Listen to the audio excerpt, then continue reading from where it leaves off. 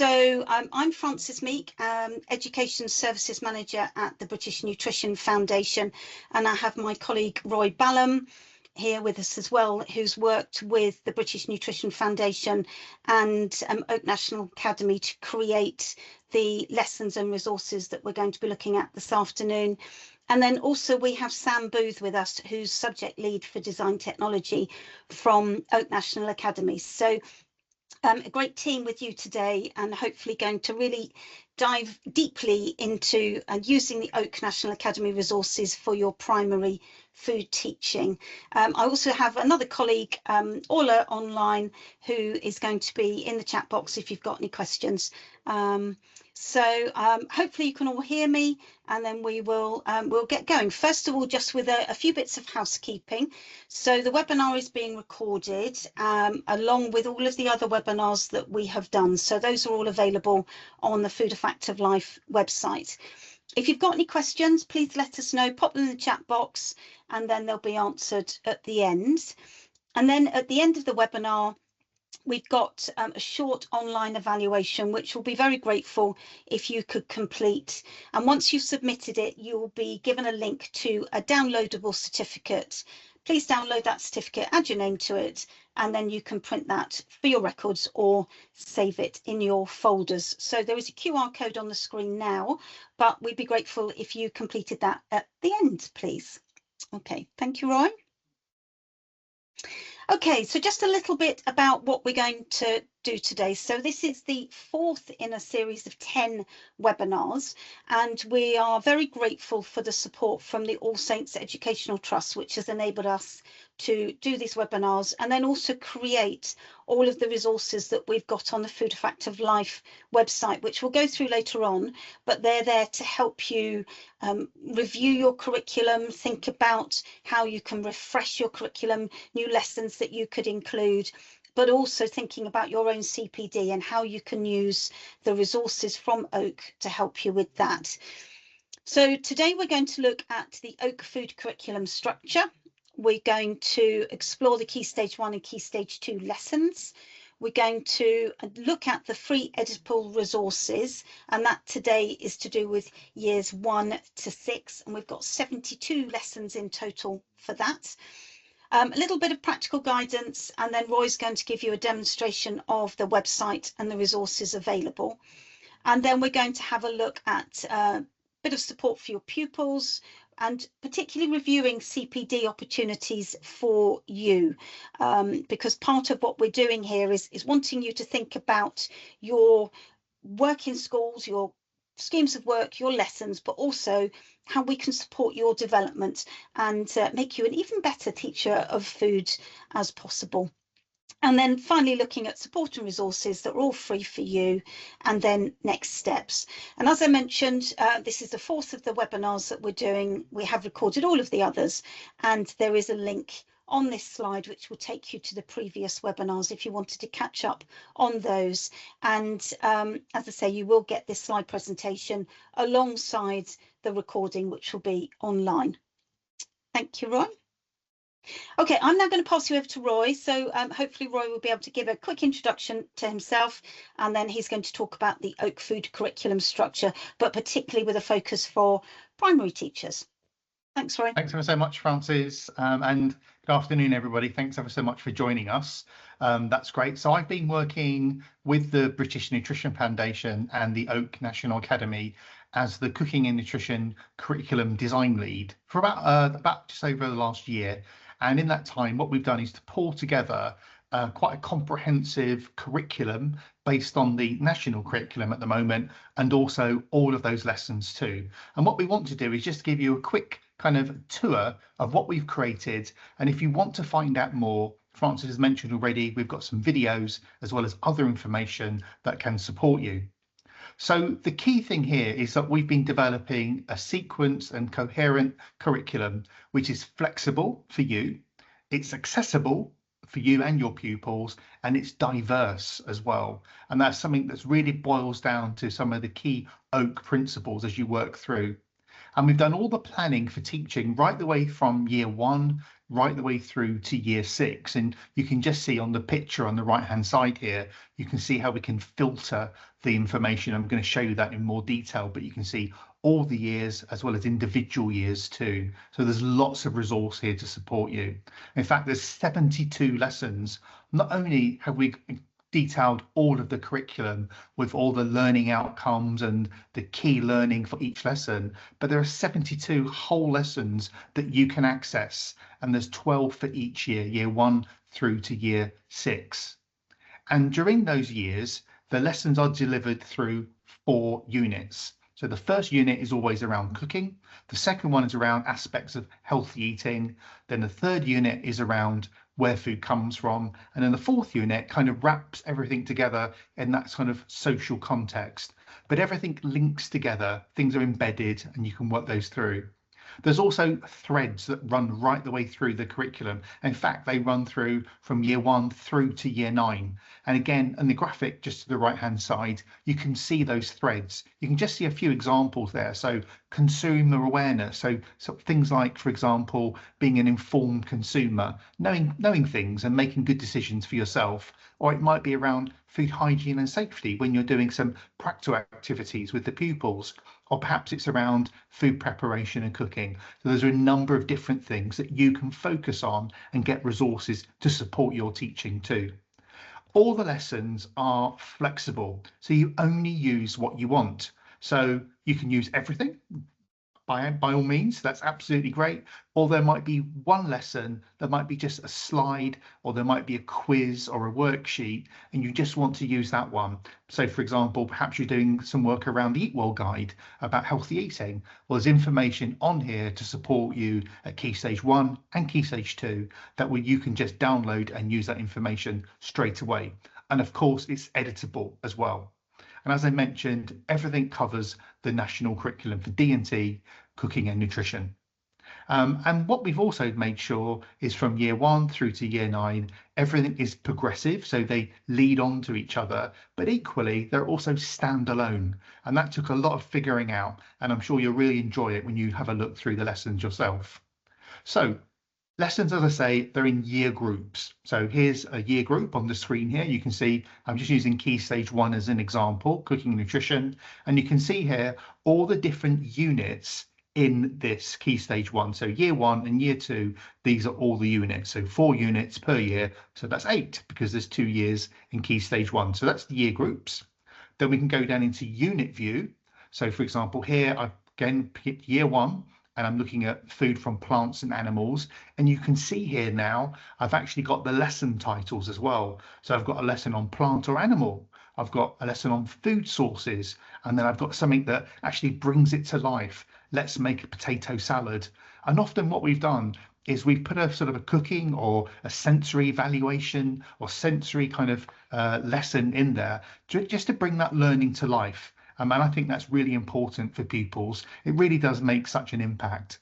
And then thirdly, you can go into each individual lesson. And this is where you'll find all the lesson slides, the worksheets, videos, for example, as well as quizzes too. I'm going to give you a demonstration of how you access those. So year group, units, and then lessons. So what I want to do now is just have explore those Key Stage 1 and Key Stage 2 lessons and your free editable resources. And really, what's available? Well, I would say it's a complete food teaching toolkit. There's everything you need there. I mean, obviously not the ingredients or the equipment, but everything else that you need.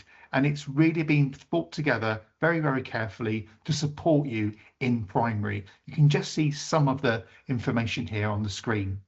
And there's information supporting you on curriculum mapping, those 72 lessons, the worksheets, the videos, the quizzes and recipes and so forth. So it really is a whole toolkit. So what does a lesson include? Now, I've already talked about it includes some slides. So you might be used to Google Slides in your school or perhaps just PowerPoint presentation. So you can download either. And every lesson has a slide deck. And this gives all the information about that lesson in learning cycles. And these have been devised not to overload pupils.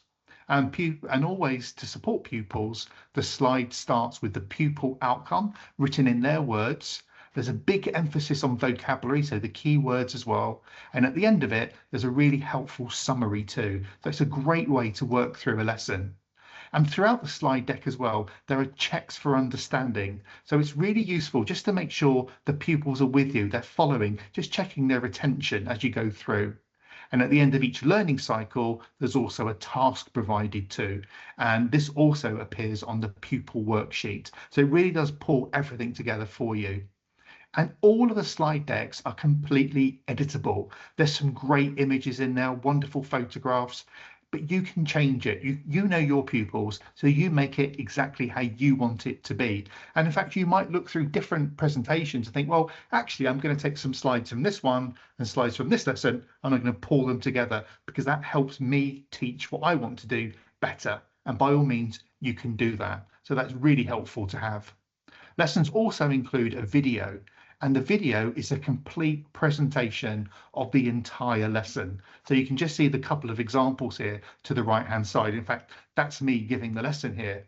And the whole lesson is just sort of given to you so pupils could watch it, for example, or you might watch it just to go through how the lesson is handled, for example, how questions are asked, for example, and also how the answers are delivered too. And you could use these in a variety of different settings. So you could use it in your class. So perhaps you could play the video, stopping it every so often just to check where pupils are. And perhaps you can summarize things and ask them questions directly. You could do a little bit of independent study, so perhaps older pupils, and they could use a worksheet too. So they could watch the video and try and fill in the worksheet as they go along, listening to the teacher on the video. Or perhaps even internally in your school, perhaps you and some other colleagues are going to come together to look at how you can unpack the curriculum and work together to look at food education in more detail. And you could use the video as part of your own CPD, and I'm going to come on to a little bit more about that later on today. There's also lots of worksheets, and when I mean lots, there's at least 72. And what they have is the worksheet that pupils fill in, and that's as editable as a Word document as well as a PDF. But there's also an answer sheet, which I think is always really, really helpful because it helps us to mark, doesn't it? So the tasks in this are based on the slide deck, as I mentioned, and you can print it, edit it, and just make it your own again. There's the PDF version and the answers given, which I think is really helpful. And that carries on with the quizzes too. So there's a starter quiz. So it's available as a worksheet, which pupils could complete before the lesson or at the start of the lesson, just to check their prior knowledge. And there's also an answer sheet provided. You can just see an example here on the screen. And the quizzes are found in every single lesson. So there's 72 of these. Plus, there's an exit quiz too. And this will help test your pupils' understanding of the key learning points covered in the lesson. There's also an answer sheet. And again, the quizzes are found within each lesson. What's really interesting too, and I'm going to show you a bit later on, there's also an interactive pupil version that you could give to your pupils too. Also, they include recipes, and I'm going to hand over to Frances now as she goes through this with you. Excellent, thank you, Roy. As Roy said, we've got 72 lessons, and a large proportion of them are practical lessons. So it could be a recipe that they're going to be making, or it could have some sort of sensory evaluation or another activity to do with food. So when we came together and we talked about the different recipes, what we wanted to make sure we were realistic about what could be done in primary school settings. So we considered all the barriers, but also what we wanted to do was make sure that we were providing opportunities for both the teachers, but also for the pupils as well. And then also thinking about enhancing the curriculum, but also providing challenge, particularly as you go from Key Stage 1 through to the end of Key Stage 2. What we did do was make sure that we followed the D&T Association's guidance with regards to practical lessons, and the fact that at Key Stage 1, all the lessons are non-heat. So all the recipes don't require cooking.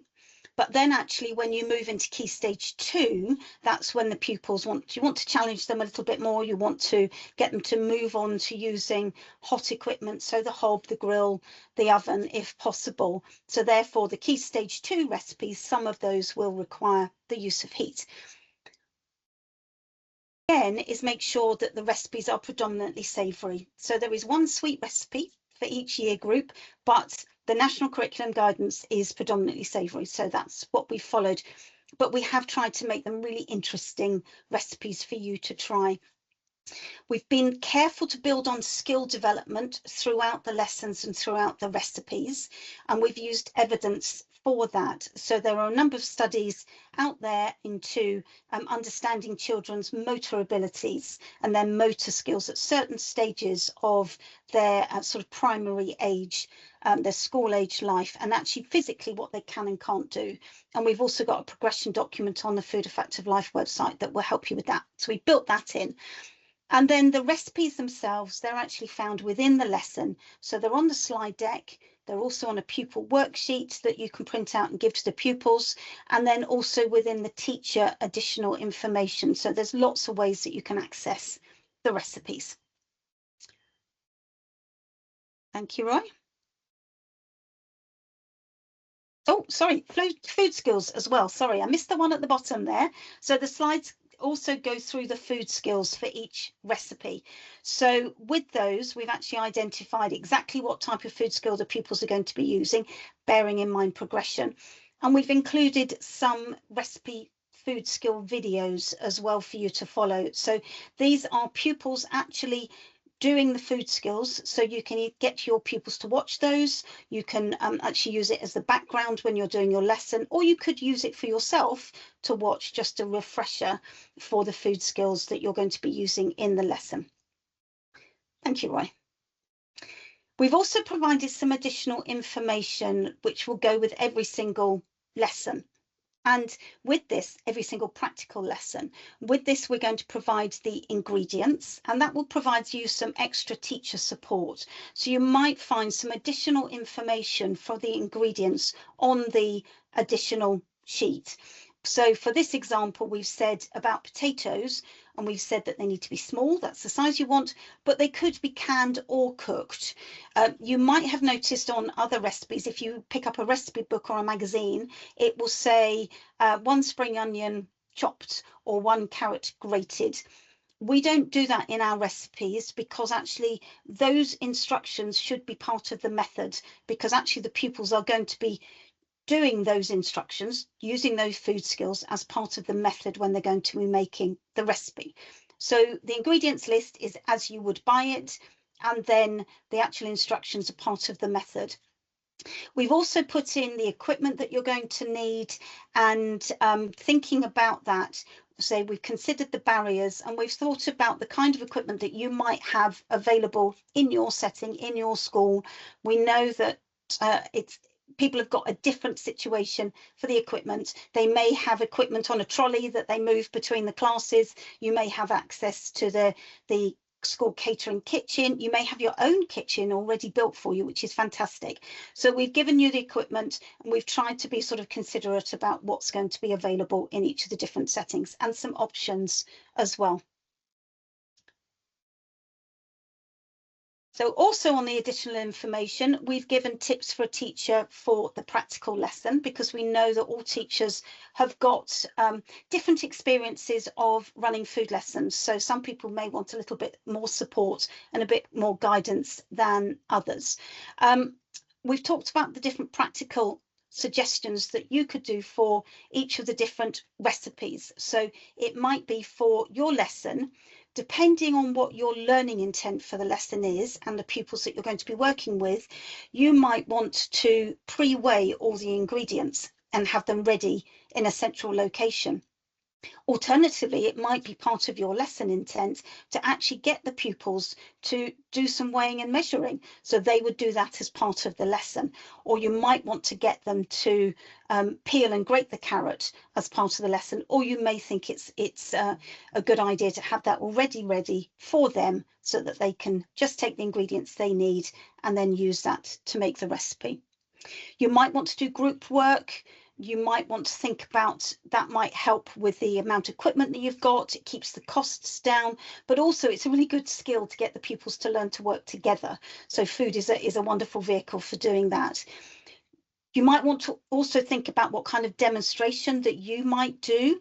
And I've mentioned the videos that we've got as part of the lessons, which are the practical food skills, but you might want to do a demonstration of part of the recipe, a particular food skill, or the whole recipe, again, depending on what your learning intent is and the pupils that you're working with.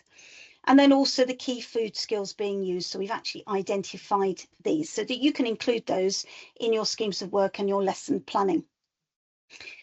There are also ideas for modifying the recipe. So we might have thought about using different types of grains, perhaps, or if you're going to be using rice or pasta or couscous, or you might want to think about using seasonal or school-grown fruit and veg. So we've just given a few top tips for how you might modify the different recipes.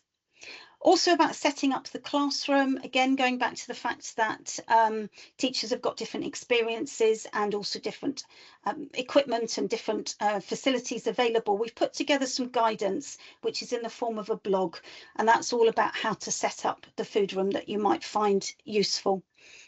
And then there's a little bit about risk assessment and safety and hygiene. So with risk assessment, we recommend that teachers go to the national organisation for looking after health and safety in schools for practical activities or practical lessons like art, design and technology and science. And that's CLEAPS in England. So although we talk about risk assessment, we recommend you go to CLEAPS for the actual risk assessments themselves. And then we're also talking about ingredients and just making you aware that you need to be thinking about the needs of your individual pupils and whether any of your pupils have allergic reactions to certain ingredients or any other reasons why they may not be able to work with or eat particular ingredients. So perhaps they may be vegan. So we've given some ideas of the kind of things that you could use as alternative ingredients, but also what you need to look out for as well. Okay, I'm going to hand over to Roy now, and he's going to do a demonstration of the website. Thanks, Frances. That's great. Yeah, do have a look online for all the different recipes. There's a great bunch on there, and again, they can be adapted, which I think is wonderful. And I'm sure you're going to really enjoy it, and I'm sure your pupils will enjoy making those different recipes too. So let's have a quick look at the demonstration. So what I'm going to do is just to show you around the Oak National Academy website very briefly. There's a QR code there to go directly to it, or you can see there I put the web link. So I'm going to go through it in a different way. So you can go through it through teaching resources, through the curriculum plans, and also support for your pupils, which I'm going to have a look at too. They do also have an AI section, which we're not going to go through tonight, but I would encourage you, if you're going on there, do have a look. It's really quite exciting to play with. So let's have a quick look at these resources. So hopefully that will come up and hopefully you can see that. Is that okay, Frances? Yes, I can see that, Roy. Yep. Perfect, thank you. So here at the homepage, so I'm going to go through just the teaching resources first of all. So I can view it by different key stage, or I can view it by a keyword, by searching. I'm going to go through to key stage 1 first of all. And then this changes then to showing me all of the key stage 1 subjects. So there's a lot of subjects on there, and really handily, cooking and nutrition is by itself, and this makes it really quick to access that information. So click on cooking and nutrition, and here, like the picture I showed you a few slides ago, this gives you all the units within key stage 1 on here. So that's year 1 and year 2. I can toggle it with the filters just on the right hand side, so I can just see year 1 if I want to, or I can just see year 2. And also I can highlight the different threads as well. So I might be interested in just the ones on healthy eating, for example. And you can see how it collapses the units that are available. But let's say I'm interested in the Eat Well guide. So that's an interesting one in key stage 1. So I click on that. And this is giving me then 3 lessons I can look at. So we've got introducing the Eat Well guide. So the learning there is I can use the Eat Well guide to talk about the foods I need to be healthy. So it's very much in pupil speak. Or healthy meal times is I can plan a healthy meal. And the third one, which we hope wraps everything together and makes them apply what they've learnt, is I can make a healthy wrap based on the Eat Well guide. So let's have a quick look at a couple of these. So let's have a quick look at the introducing the Eat Well guide. So I click on this. Well, the top thing you can see is actually I can download all the resources just in one click. So that's great. I can also share activities with pupils. And also, if you're logged in and have an account, you can also add notes and also share them too. First of all is the lesson slides. So these are all here for you, and you can click through these. So there's the outcome, there's the keywords, there's the different learning cycles I mentioned. So this is where we've sort of broken up the lesson into key points, really not to try and overload the pupil too much. And you can see here, there's some very basic information to go through the Eat Well guide, including a much more simplified version. And in fact, we did talk to government about this, and we came to this conclusion that actually we're going to give them some key information, which I think works really, really well. Here's one of the sort of checks for understanding as we go through. So how many big food groups are there in the Eat Well guide? Can you do it with me? Yes, well done. It's B4, isn't it? So there's the slides, and you can download those just as Google Slides or as a PowerPoint presentation. You'll also then see that there are lesson details. So what's the key learning points of this lesson? So this lesson, there are 3. There's also 2 key words or phrases. There's a teacher tip, which I really love, because that's really meant to be very practical, very pragmatic advice. There's also some great misconceptions as well. So this one says the Eat Well guide tells you exactly what foods to eat each day. Well, that's not strictly true, but it's a good discussion. Maybe it's a good starting place that you could talk about with your pupils. Then there's some planning information. Then you have the video, which I mentioned. So you can click on that and play that one, which is quite helpful if you want to see how the lesson has been taught. There's also on that as well, you've also got the captions, and then there are different worksheets you can download. There's also sort of pages 1, pages 2, so they're all on there for you. And I think they're great. You can just print those off and use them straight away. You then got the quizzes as well, and as well as that additional information. Now, this additional information is a little bit about the Eat Well guide. So it's not always about the cooking aspects. And we've put this in just to make sure that everyone's up to speed with the key kind of major learnings around the Eat Well guide. So what it is and why we've used it. And in fact, why we've also used a simplified version. And also just some key messages, just so that we're all consistent. So you can download all of that information on there. If I go back to that unit again, let's go into making a healthy wrap for lunch. This one again has the lesson slides on here. So this is going to apply that information I've been learning, the 2 previous lessons. So here, my keywords, for example, now about grating, about spreading, arranging, and folding. So I'm really getting into some of the food skills here. And the first one I've got is planning to make a healthy wrap. And you can go through this and you can see here, I'm referring back to the Eat Well guide lesson. How many food groups make a healthy wrap? Well done, 3 or 4. And it goes through what that wrap might contain, for example. And this is a great way to go through the lesson. So this is the first part of how you might introduce it. And then the second part is actually about making the wrap itself and how you would do it, what food skills you would use as well. And we've taken new photographs for every single recipe that you can have a look at. There's also some checks for understanding as you go through here. Again, some great photography, again, that you can use and maybe using your own resources. We've also got the recipe within here too. There's the recipe, the method, and then we can check afterwards that the pupil has made it. And then we can have a little question as well about the wrap. So what else could you have to make a meal? Give some examples. So that refers back to lesson 2, for example. And also it gives you an example answer too. And also we've got here, how is your wrap healthy? So Laura's trying to describe here how she made sure that her wrap was healthy based on the learning of the Eat Well guide. So there's lots of information. Francis also mentioned there are videos that you can access to. So for example, this one has a video about how to use a grater safely. So lots of great stuff that you can access. The other way of getting into this is to go through curriculum plans. So here you can go through choose a curriculum.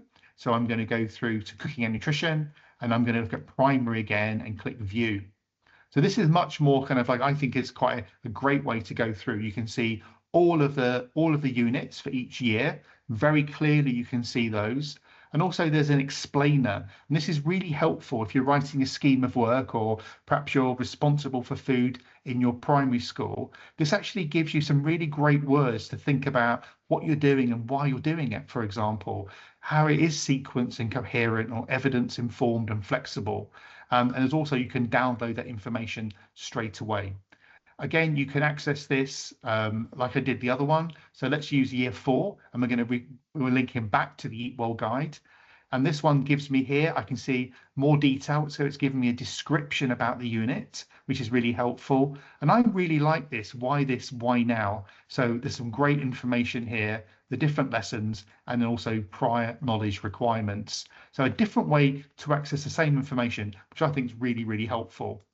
The last quick demo I'm going to show you is that pupils can access this too. And I would say probably some Key Stage 2 pupils would use this quite easily. So you find a lesson, let's say I'm going to use year 5 as an example, cooking and nutrition, and then here's sort of a menu of the different sort of units I can access. So let's have a look at energy and nutrients, as I've been using healthy eating as an example tonight. You can then click on the different lessons, and then here you can see it gives me the introduction, the starter quiz, the lesson so they can watch it, and the exit quiz too. The web link you could actually kind of give them, couldn't you? It could be something they could click on straight away, not obviously type out.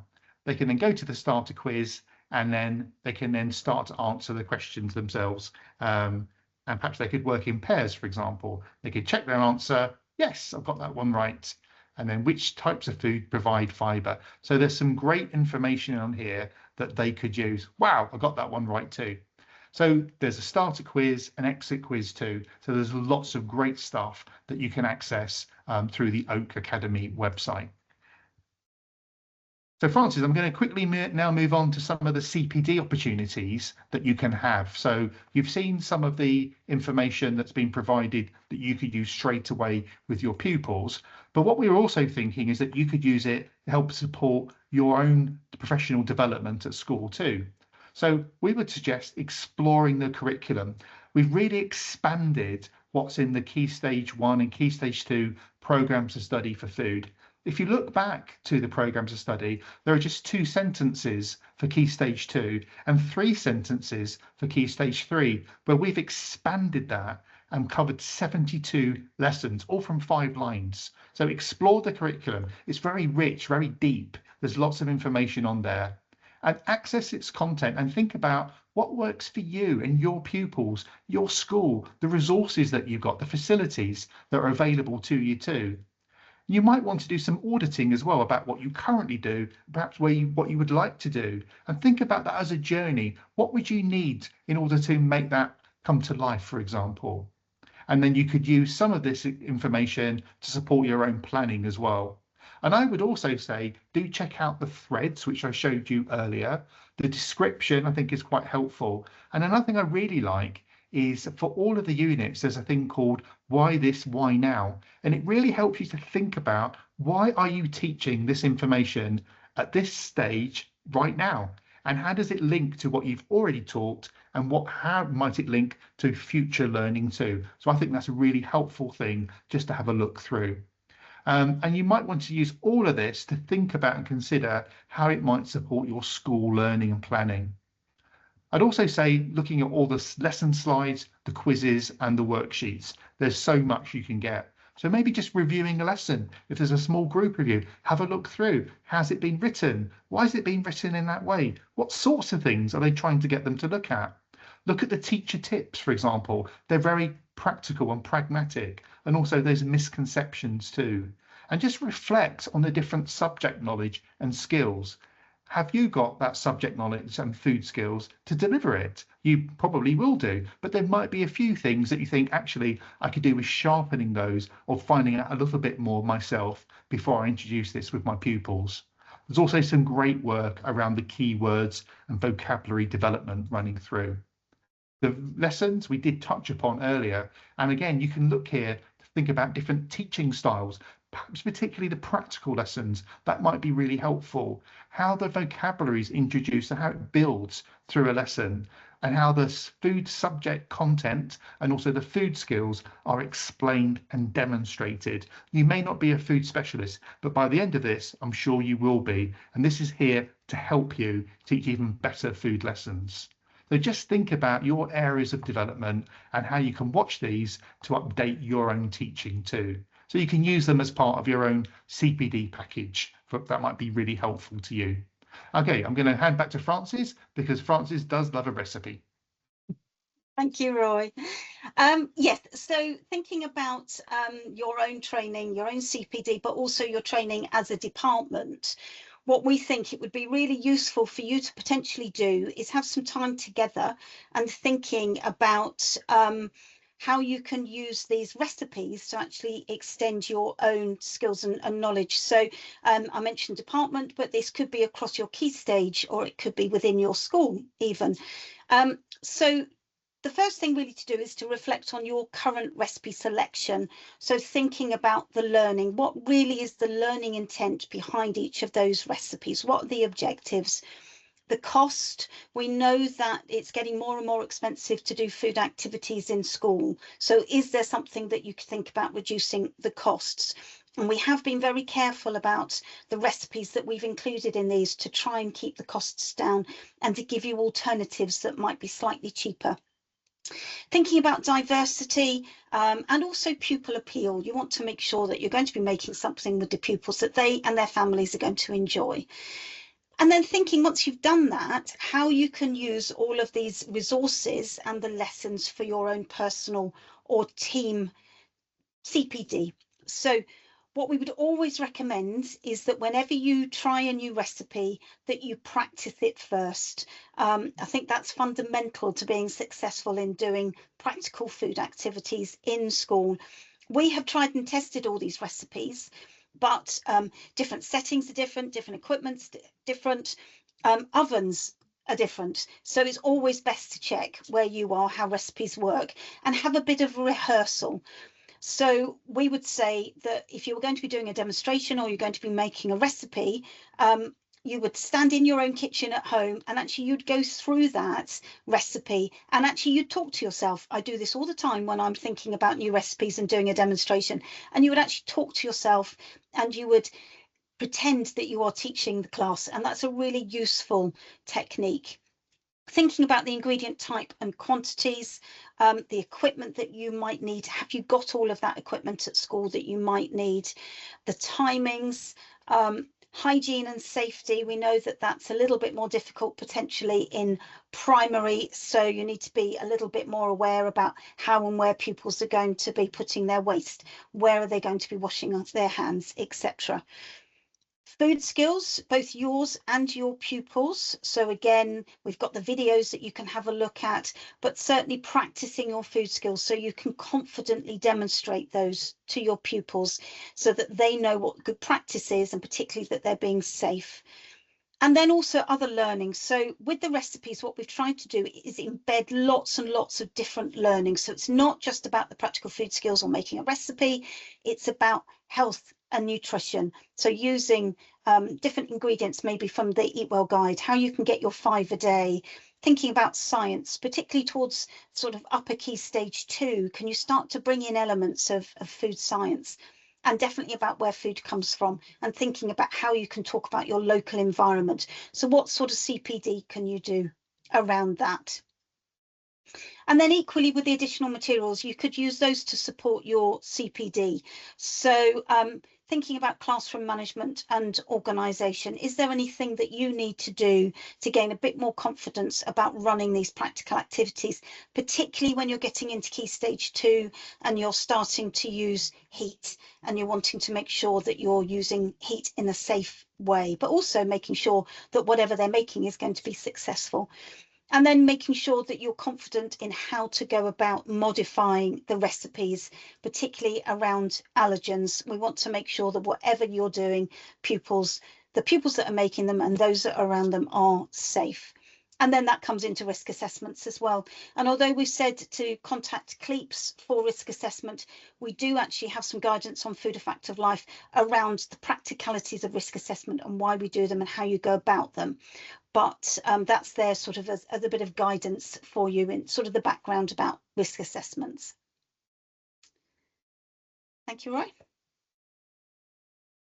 Great, thanks, Frances. I'm just going to show you a bit of other support that's available as well, just to help you probably get to know the Oak resources a little bit more. So in addition to all the Oak resources and all those 72 lessons, all the slide decks and so forth, the British Nutrition Foundation's also developed an interactive CPD planner, for example, just to help you. You can see a picture on the top right of the screen here, and it's a really simple Excel sheet you can download and you audit yourself, and it tells you the sorts of training that you might want to go on and find out more about how Oak materials can help support you, your teaching, and also pupils as well at school. So that's a great one. There's also a Key Stage 1 and a Key Stage 2 interactive sort of decision tree planner as well. There's one about training. There's also one around planning your own curriculum too. So again, it's a fun way to find out a bit more about what's available, but also how to get to that information really quickly too. So there's lots of different curriculum planner decision trees that you can find. There's also a very simple audit tool. So finding out what do you currently do and what could you do in the future, and then thinking about your journey as you go through, perhaps writing SMART goals about how you might achieve that, and obviously talking to other people, SLT in your school, for example. So there's lots of support that you can find on the website. There's also the previous training session. So if you really are more interested in how we've developed what we've done, go back and have a look at a couple of the previous presentations. You'll find out much more information, much more in depth about that area. You'll also find all of these on the Food Effective Life website, which I'm going to show you very quickly in a moment. But there's also lots of other support on Food Effective Life too. Some of you may have well used this before, but there are year group sections across the website. You can see on the picture here, running right the way across the website here. So great stuff from early years right the way through to the end of Key Stage 2. And in fact, if you want to, you can even look and dabble at Key Stage 3. There are lots of recipes that you can get access to. There's a whole teacher CPD area, and there's some great information within that. So for example, there's some information around, Frances mentioned about risk assessment, some hygiene and safety information, as well as characteristics of good practice in primary schools too. So there's lots of stuff that you can get hold to. There's a great section too, all around primary food teaching as well. So there's lots of support that you can get access to. So let's have a very, very, very quick look at that, see what that looks like. So here's the homepage for Food Effective Life. So if I'm interested in 7 to 11, then you go into this section. On the left-hand side, you'll find more information around healthy eating, cooking, where food comes from, food commodity, so different types of ingredients, knowledge organizers, and activity packs too. So there's lots of different areas you can go into. So if you really are interested in where food comes from, click on that and you'll find another menu of information and support and other learning. So let's say farming and processing, you'll go through here and there's some ideas about how you might do this, as well as all the resources that you might need to. So it's a great way to look at that information. There's also a section about pupils with additional needs, great to have a look at. Recipes that you can have a look at. And what I love about this, you can filter your resources too, filter the recipes rather. So for example, you might be interested in age group. So it's helpful for a 7 to 11, and perhaps you're looking at a particular food skill, or perhaps a complexity of a recipe, or you're looking at a certain ingredient you want to use, or perhaps even the cooking method like non-cook, for example. And you can see here it's changed and it's only showing you the recipes that might be appropriate for you. Whole school information, if you're interested in that too. I think that's a great thing to have a look at to make sure we're all following a whole school food policy. And I mentioned that professional development area too. So there's some wonderful stuff here. And as I mentioned, there's a whole teaching primary food and nutrition section just for you too. So lots of information. I would really encourage you to have a little time and explore the Food Effective Life website in a bit more depth. Frances, over to you. Great, thank you, Roy. Okay, just very quickly for the last minute or so, I'm just going to talk about some next steps. So as Roy has mentioned a couple of times, we think probably the first step is to actually check out the primary resources. Go and have a look online at the Oak website and really become familiar with what's available. We've only given you a taster today. We think you should audit what you currently do and identify any gaps. So that's particularly around your schemes of work or schemes of learning. And there is an audit document on the Food A Fact of Life website that will help you with that, a nice interactive document. And then try out a few lessons and the worksheets or the recipes, and particularly maybe do that as a year group team, an age phase team, so that you can really start spreading the message around food education across the whole school. And then Roy mentioned some of the CPD resources that might help you as well. So we've got the Oak curriculum and lesson overview. So that actually gives you the whole picture of all of the lessons that we've done right from the beginning of Key Stage 1 up to the end of Key Stage 3. And it's a really nice way to see how lessons progress and the key learning across each lesson really progresses through each age phase. There's the training and resources decision trees, and then there's curriculum planner decision trees. So lots of quite nice interactive things for you to have a look at. And then also join us for the next training session. So we've got another one in November. So we've had a few already, and the recordings are already available for 3 of the webinars online. Obviously, we've got this current one now, and we're going to be doing another one later on, which is for secondary. But then on November, we're going to be looking at making Oak work in primary. So some more practical tips. So going a little bit further into primary teaching than we've done today. So hopefully you'll join us for that. Okay, so any questions? So let's have a quick look in the chat box to see if there's any questions. Okay, right, there aren't any in the chat box, Roy, but I do actually have a couple of questions which I think would be useful. So sort of, first of all, to sum it all up, have you got a top tip, one top tip for primary teachers? I would say start small and build your confidence as well as your pupils' confidence. I think that's the best thing, is to do something that you know, do something that they love, and actually get some feedback and think about how you then can adapt that and build on that experience. So start small, use just a few ingredients, and I'm sure your pupils will absolutely love it. Even making a sandwich is actually something fantastic that the pupils can do. Start small, build confidence, and I'm sure you'll be great.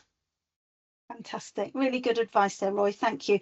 And then actually the other question was a little bit around equipment. So we've talked about the setup that people might have in their primary schools and how that differs. And we've said that we've thought quite carefully about the kind of equipment that people might need. But is there anything specialist that teachers might need to get? Yeah, you're absolutely right, Francis. What we've tried to do is to use things that hopefully that you might have or not too difficult to get hold of. So, you know, spoons, a table knife, maybe some weighing scales. Not one for everyone, because we need to think about that facility, but in primary schools it might be more about pupils working together or within small groups. So I think a lot of it is a very sort of fundamental basic stuff, so a small plastic bowl, a grater, that sort of things, and to share that in that resource. I think as you get to the oldest in Key Stage 2 near the end, what we've tried to do is introduce a little bit more heat. So if you don't have an oven, you know, is there perhaps, you need to think about very carefully here though, about risk assessment. Could an air fryer be used by a small group under teacher supervision or adult supervision? The other thing that we've used, I think it's called, is it a party pan? Which is a sort of a plug-in electrical sort of frying pan is the best way I can describe it. And again, that's just another useful piece of information to enable a small group of pupils, again, under supervision, to have a different way of cooking. So it's not always just putting something on a baking tray and it disappears to the oven. Again, these need to be handled carefully from a risk point of view, but I think the educational benefits are absolutely wonderful. So not too much specialist stuff. We've focus really on making it practical, pragmatic, but there are a few little pieces of tool of kit that might be helpful. Great, that's brilliant, Roy. Thank you very much. Okay, well, thank you everybody for joining us today. So hopefully we've been able to give you a little bit more guidance as to how to use the primary Oak National Academy cooking and nutrition curriculum and lessons. So we'd be very grateful if you could complete the short evaluation. The QR code is on the screen, and then once you've completed that and submitted it, you'll be given a link to a downloadable certificate. You can then add your name to that and print it out for your records. And we very much hope that you'll be able to join us on the 11th of November for our next primary webinar around Oak lessons. So thank you very much, and have a good evening.